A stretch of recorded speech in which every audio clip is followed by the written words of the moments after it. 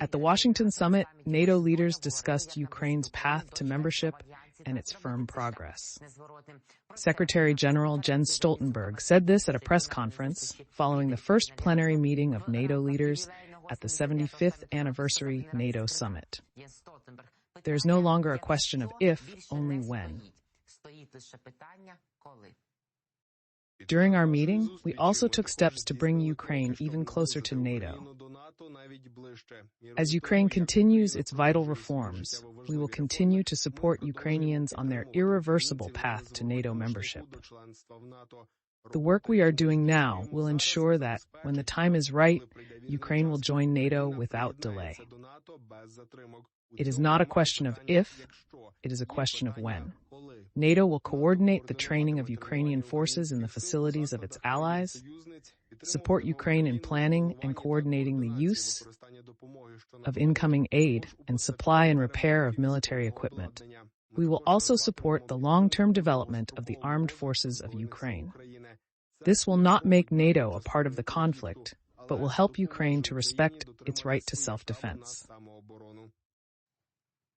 Stoltenberg said allied heads of state and government will meet today with Zelensky at the NATO-Ukraine Council. It is scheduled for the third final day of the summit. They have already taken steps to increase military aid to Ukraine and distribute the financial responsibility. Allies agreed to launch a new system of security assistance and training for Ukraine. Alliance has assumed control of a large part of the international security aid to Ukraine, establishing a command led by a general with about 700 personnel at NATO headquarters in Germany.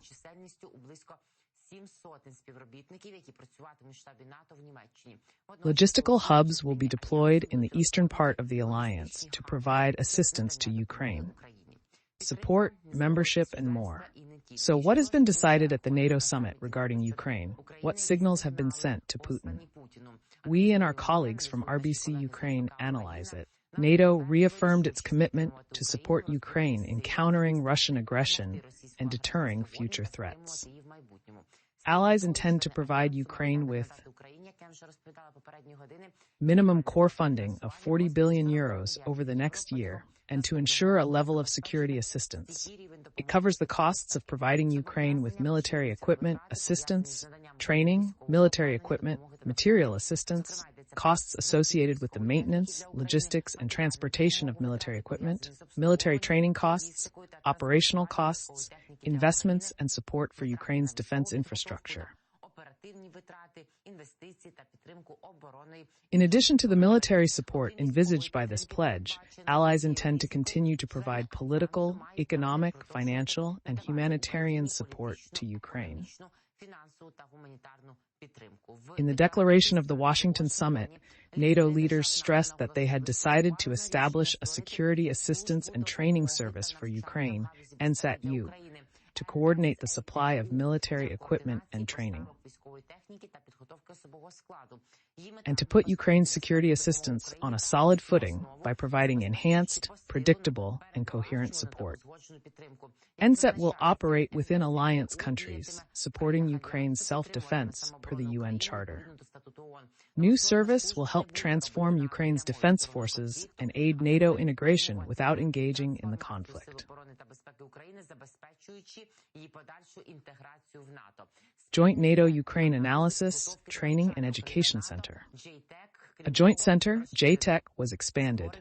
It will play a key role in practical cooperation to learn and implement the lessons learned from Russia's war against Ukraine, as well as in enhancing Ukraine's operational cooperation with NATO. The irreversibility of Ukraine's membership in NATO, this is how the joint declaration states it. Future of Ukraine is definitely in the alliance.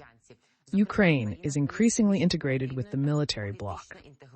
NATO welcomes the progress that Ukraine has made since last year's Vilnius summit on the necessary democratic, economic, and security reforms. Also specified the condition for Ukraine to receive a direct invitation to join the military bloc. As Ukraine continues this vital work, we will continue to support it on its irreversible path to full Euro-Atlantic integration. including NATO membership. We reaffirm that we will be able to send Ukraine an invitation to join the alliance when the alliance members agree and the conditions are met, the statement said.